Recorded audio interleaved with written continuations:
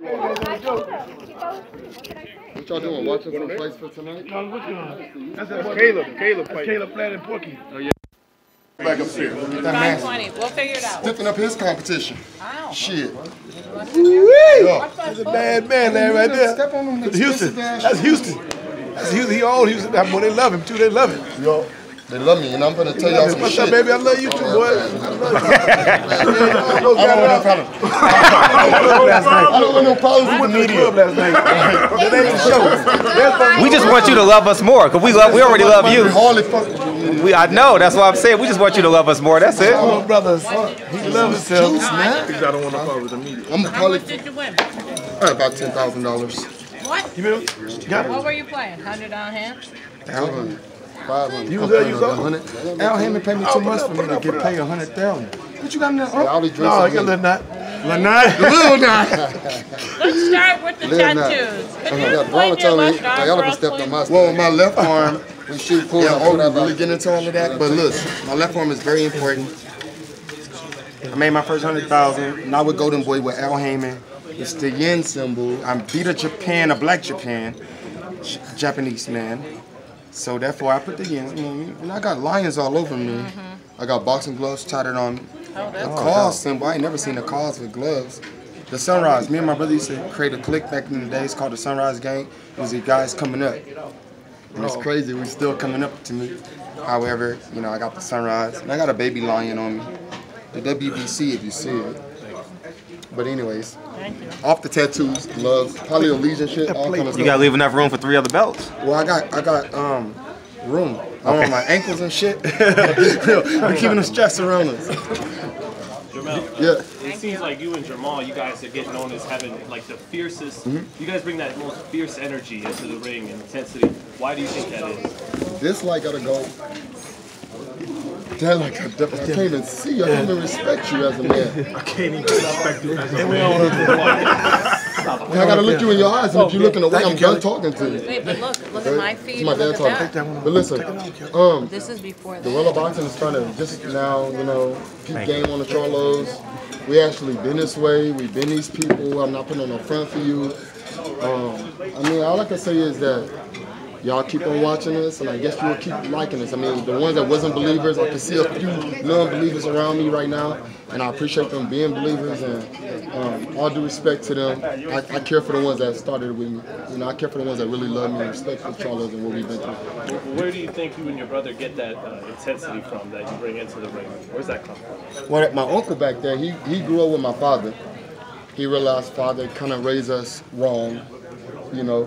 But I guess that made me who the man I am today. And my brother who he is today. He's a family man. And he's a stud as well. So, I don't know what to tell you. What do you think about, because it seemed like you're the hottest fighter at 54, getting all the knockouts. So why isn't it Jemell Charlo against Lara or Jemell Charlo against her? Well, when you enter my world, you enter the Jemell Charlo show. So I care less about the next opponent. The most important thing is us to continue to build our legacy. 154 is my division.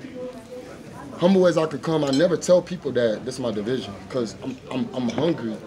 And the way I lose my hunger in boxing, and it has happened to me before as a professional, but I'm undefeated, 30-0. I lost my hunger before. I got it back though. And the way I get it back is very easy. By feeling so doubted. And thanks to you media, and thanks to all the people that doubted the champ and the Charlos, we did what we had to do. We silenced them, we shut them up, we hopefully continue to shut them up. 2018 is very specific for us because PBC is doing some things that we didn't expect. They're giving really, really close attention to the fighters. And with that being said, we have to come in here, we have to really have our life together outside the ring, inside the ring. And 2018 is something that I've been working on. If y'all want to hear it from us and y'all want to hear more from us, the best thing I can say is just, you know, really lock in with the Charlos. And like when I say lock in, I mean like lock in deep. I got fans that really lock in deep with me, and I know who they are because they actually telling me things that I wouldn't expect them to know. And if a boxing writer can do those things, it's awesome. Boxing Ego came out to the workout a couple weeks ago, and it was astounding to him to see the gym. And like he really looked at the facility like, damn, okay, I see where it comes from. The hunger is within me. The hunger is not what I'll show you. I care less to show the fans and the media and the people how hungry I am, because that's why y'all lose their urge to watch me, and then y'all start calling out these gay guys and all these other boxers. I don't mean to, you know, say those words, but thank you. It ain't alcohol. I do drink. It's water. So, who do you want to knock out next? Well, the problem is I can't control who I fight next. I wish I could just say, grab that guy, but I hope I can fight somebody that got a weak chin and I can just knock them out. Make some figures, right? Yeah, because y'all know I hit hard. I showed that, and I keep showing him that. Every time I step in the ring, I see you, guy. I'm like, man, that guy be with all kind of boxes, and that wake me up all the time. I'm like, he be with all kind of boxes. I don't know who he rocking with. I like you, but I don't like you because you rock with a lot of boxing. I want you to rock with me. I'm always with the You with me, though. You with me. Which one are you? See, I can't. When he asked the question, he say the first or the second one. I signed with Al second. Okay. Well, I turned pro first, though. It's a tie. You know how I feel. I love both of y'all. Have you hit your prime yet, you think? I do want to retire at 30 years old. I'm 27 right now. About 3 more years where I really want to be. I never told nobody that, but I possibly could get it done. But I'm not where I want to be as far as success, so I try my best to try to build that up. That's why I opened the gym, and that's why I try to build my city around me and not me around my city, because Houston don't support the come up. They support the up, you know. And I don't think that's just Houston. I think that's a lot of places. But I haven't hit my prime. I'm still building that. The way I know that is because, like, when I look at myself and I look at guys like Lauren, I'm like, he way older than me. I'm 27, and I'm where I'm at. I don't care about him. No matter who you fight, you put your life on the line when you fight. I put my life on the line every time I fight, so I got 30 people that I beat. Laura did. You know, so I don't know about her record. Already undefeated. I don't study guys until 2 or 3 weeks before the fight. I live me, I do me, and I'm happy where I'm at. Can you speak to, you said you lost your hunger and you got it back. Can you speak to the actual moment that you lost your hunger and the moment you actually got it back? Yeah, well, you know, I thought I had a little money in my pocket. You know what I'm saying? I thought I was living a life and a dream come true until I realized that buying a Rolls Royce wasn't the most important move in my life. Buying a Rolls Royce was like, should have happened after like where I'm at now. You know, thank God I still got that car, but damn, like, can we refinance that motherfucker? Like, everybody understand that. But I got my hunger back when I got ready to fight again. It like made me feel like, damn. What fight was that? Man, that's crazy, man. That's crazy. Was it out here in the May when all 3 I was on the same card? No. When I fought John Jackson, that's what I was on. That's when I got my hunger back. That's what I was on. Yeah. I got ready to fight for a world title that I never thought I would get. You know, I got ready to defend myself and defend my brother. Man, bro, I had more pressure on me during that fight than I had in my whole career, my whole life, everything. Even having a kid, I felt more nervous than that night because my brother wanted to make history. And the only way my brother can make history is me winning that night. And I got it done. I was losing that fight. I had a lot of pressure on me, though. But that fight also was a fight on my transition from Ronnie Shields to Derrick James and listening and applying myself in the corner. A lot of people don't know that boxers have to understand what's going on, what your coaches is seeing at the same time of you trying to really dictate the fight. So I got to tell him shut up. I got to tell him let me hear. I got to tell him stop yelling at me and around the shoes. I had a whole bunch of that. You could go back over in the fight. I get mad every time I watch. I don't want no. You can never talk to me crazy. I don't need disrespect, and damn don't need disrespect in between the time I put my life on the line. So I'm out of that situation. And I don't think Derrick James will ever disrespect me because we're like best friends. We talk every day. It's like, what's up, Dad? Boy, don't call me, boy. You sound tipsy. Coach, I'm just waking up. You know, that's the coach I got. So I'm very happy to have him in my life in a transition. Errol Spence has been one of the best things that happened to me in my career. Erislandy De Lara was someone that I sparred with for years and years and years, and I was there to help him get better. I wasn't there to help myself get better, but the advantage that I had in this whole situation is me taking advantage of the training that I had with Erislandy De Lara. It wasn't the advantage that, oh, he better than me or none of that. No, the advantage of like me sparring with a Cuban, me getting the work that I need, and then all of a sudden, I make that transition to become a man, and then I start sparring with a man that I feel like is a man, and that's Spence. The man hit hard, hit me hard as I've ever been hit in my life. The man trained aggressively. I can't look at him slack because I'm gonna be wiped out. Coach will know that I'm not on my P's and Q's because of the training that I have with Spence. What's the secret sauce in that gym? The temperature. The temperature in the ring. I ain't gonna tell you no more. That's it. Were you disappointed when Derrick James did get Trainer of the Year? And can you speak to that? I still feel like Derrick James did get Trainer of the Year. Much respect to Ring because they recognize it. I didn't get Fighter of the Year. Maybe 18 is what it is. But, you know, once Earl unified, you know, and I unified, then what you going to say about my coach? What can you say? You know, he better than Ronnie Shields to me. And I don't care what they think. And I'm better than every fighter Ronnie Shields has, even my twin brother. And eventually everybody understand that. Period. I ain't fly than everybody. They can't touch me. You kind of look like one of their fighters, though, Jemell. You kind of look like him. I'm better. Skillfully. I feel like me and my brother got close to the same power, and I'm 154. What about your career? You're mentally, you're stronger now than you were when you started out. Have confidence, but how has it changed? How have you changed physically in the ring? Things that you do. I sit on my punches more. You know, all that moving is done. What am I running? What am I moving for? You ain't better than me. So until you become somebody that really put a threat in my life, it's a wrap. Like, I'm coming forward, put that pressure, and you gotta back me up. Period. I don't care who hit this. They gotta back me up. And until I realize they could back me up, don't forget I box. I really started off a boxer, a mover, a punch and stick and hit. Don't touch me. I don't like getting messed up. You feel me? I've seen crazy things happen in boxing, so I don't want to get hit. So therefore, with that being said, I got my mindset right. I want to win. I don't care what it takes. Get the knockout. We can credit that to Derrick James. You can credit that to Ronnie Shields because Ronnie Shields taught that skill as far as movement. Derrick James taught that power. Y'all seen them knockouts lately? Y'all see the Earl doing the same thing I'm doing. Y'all see kind of similarities. The coach teaches. He spends a lot of quality time teaching me as well, and that's what I like about him. Were you surprised at all that you got Lubin out of there in the first round? Very much. I was surprised. I thought I was getting ready for a fight. I was getting ready for the biggest war of my life. My next fight, June 9th, I'm getting ready for the biggest war of my life. I won't accept an opponent that's just somebody easy. I want somebody that can punch me. You know, I do want him to have a little chin, light chin on him. I deserve to make 7 figures off a knockout in the first round. Did it before, we're gonna do it again. I told Lubin that. Y'all heard me preach that the whole time. I didn't want to be in no press conferences. I didn't want to train for no Lubin. And now I'm the champ of the world. I defended twice against great #1 guys. Knocked both of them out. Knocked out the guy to fight the title.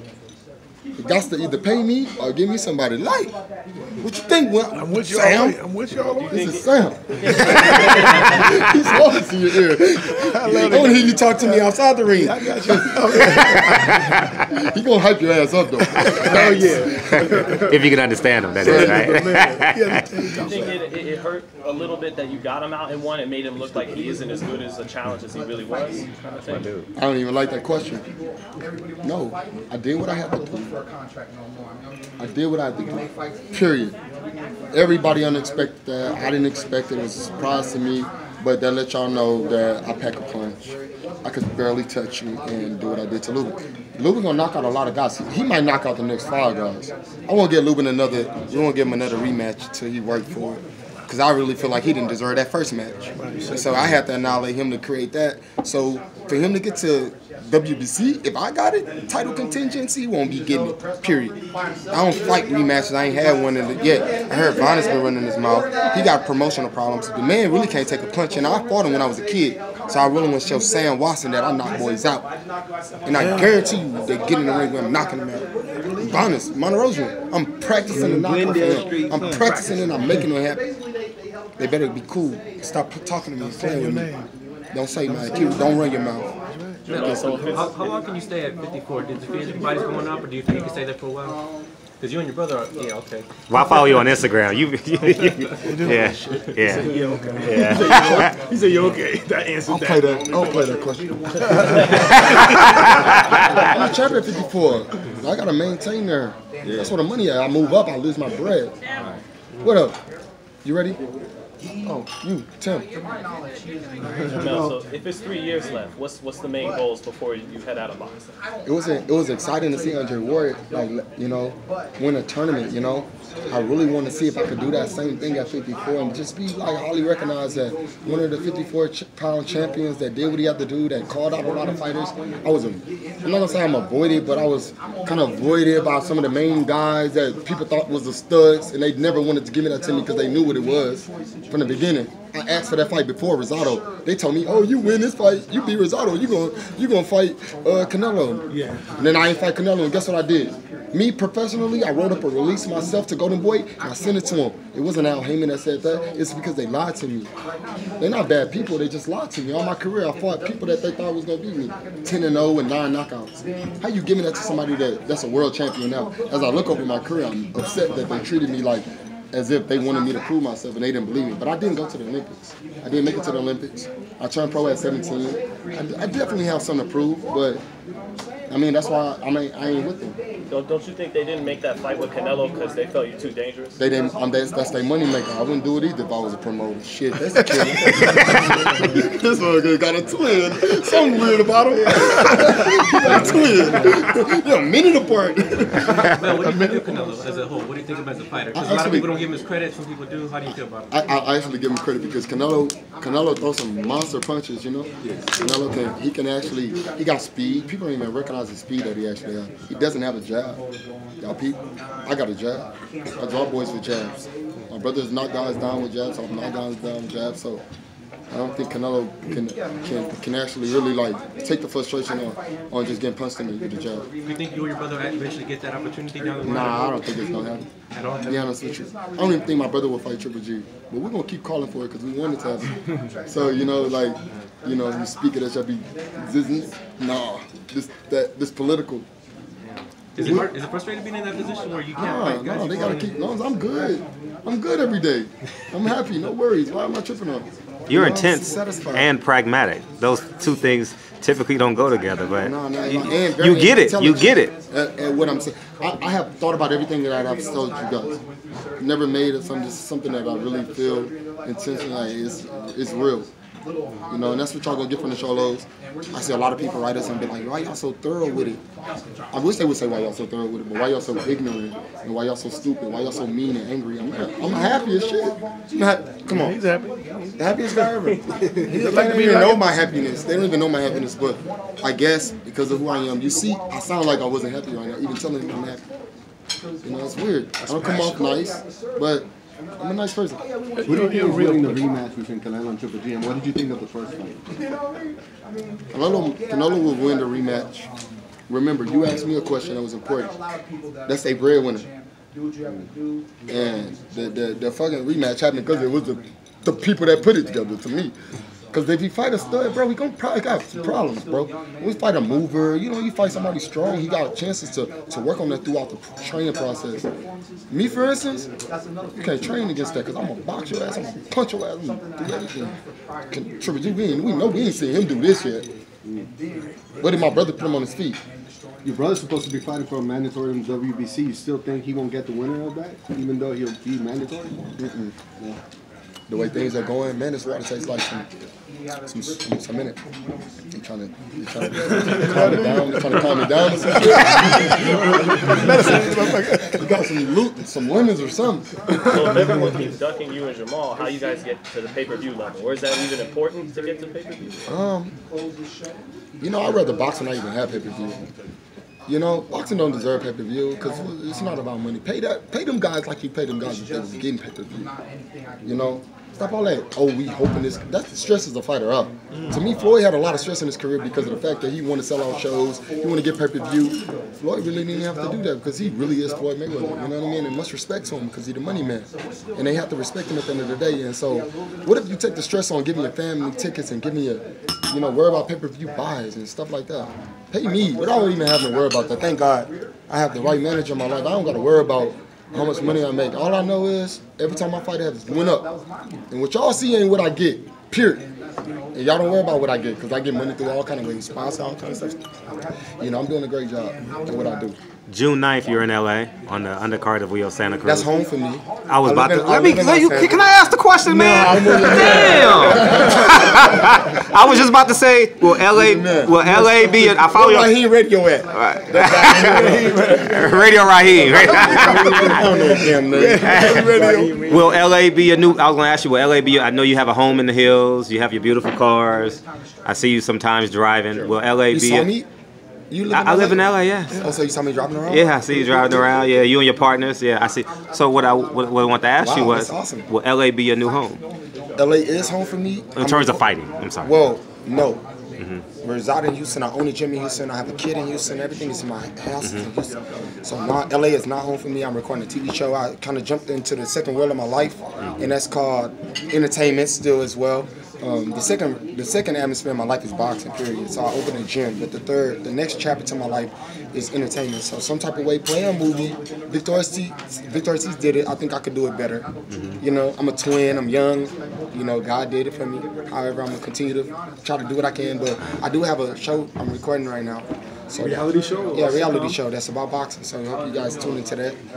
And it's more people on the show. So maybe we can get a major role after this. But the life that I live on the show is very, very different from what people really know about me. What kind of movie would you like to come out in? Man, I can do any Creeds. I can do any Apollos or Rockies. The boxing movies, we got that on lock. But really, I like the movies like, I don't really know Taken 3. I like movies where T.I. played in with the little what's the guy named Harris? What's the movie T.I. played in with Chris Brown, T.I.? Taken. No. It wasn't Taken. It wasn't Taken. Taken is with the girl, remember? Takers. Takers. You see what I'm saying? Those are dope movies to me where you got swag, but you got young and they fresh. I'm with it. So you want to be Ghost? All that. American gangster with it. Yeah, we live like that too as well, but we don't want to get y'all involved in that. My dad grew up really strong, you know, I grew up in a straight, crazy lifestyle, so the reality I know what a gangster is. For people that are interested, where are they going to be able to see it? Or do you have a... It'll be on Weed TV. Can't tell you no more. Do you have an opponent for June 9th? I have several opponents. Would you mind sharing? You gonna fight them all? Or you fight just how about this? They told me Julian Williams. I told them no. Make sense? It's dumb, huh? I be giving y'all that heat. I don't tell y'all all that. I gotta put my jacket on. I can't tell you this heat like this. But yeah, they gave me a few names, and like we said, we gave y'all what we want, and I'm gonna give y'all what y'all need. Okay? Promise you that. And you know what? You know what the most important thing about life is? Adversity. You know what I'm saying? Like a lot of boxers don't face adversity, and when they do face adversity, they don't know how to bounce back. And that's because of the manhood that they have. The will to win is everything. I have a will to win, for real. I don't think I could just get in there and give it up. I can't. It's not in me. It's a lion in me. For real. Did you know this? I wasn't at the fight. I watched it on TV, but you took all the energy out of the arena. I think everyone walked out on Lara when he fought Boucher. That energy could someday turn into ticket sales. Yeah. And we have to help you create that narrative. And my second part to that is, sometimes we want more of you and your brother. So how can I give you more? I want to know that. What do you need from me? What do you need from me? More interviews, probably. You know, like I give all the interviews. Sometimes. Now I give every interview, really. Sometimes. Nowadays. You are looking at me like, I don't know. You know, because y'all be turned up like no interviews. I'm supporting my brother, and we get all of that. But we like you so much, and we want to be in your circle so much because your energy is. Well, we were hated so much, you know what I'm saying? Like how you grew up hated by the media. You know, we grew up with the hate towards the media, so why would I interview with you and you're gonna turn the words around? I'm done. I'd rather not. I'd rather save myself. So now that y'all do enjoy the energy, hey, welcome to the world. Sign the application for Lions Only. Bandwagon. Sign the application for the bandwagon, dog. All the media to be bandwagon until they realized that they was the champions before they was the champions. Done. You know me? I love your question though, bro. I really appreciate you asking that. Because I was in New York at the last fight, and I was looking hard for you. You know, it cost me $1,000 to get there, and I'm like, I want to get Jemell. I gotta get Jemell. I was in and out that situation. I was in and out. My brother fought. I went to the back, the arena, went to the ring. Didn't talk to nobody. This is Steven right here, right? I wrote him in a DM one time. I said, hey, I'm about to move to LA. I'm gonna be an actor. Never got a reply back. Hey, guess what I did? I seen him in the phone. I said, hey, bro. I'm gonna be an actor, all right? I got dead in his ass right there. He got mad at me. I knew. You called Steven Spielberg real quick. No, I had seen him face to face. Check your DM, bro. I checked mine. I got more followers than you. I seen him. I seen him, and I knew it was. I have to go get shot again. I Appreciate you, brother. Thank you. Enjoy yourself. All the time, King.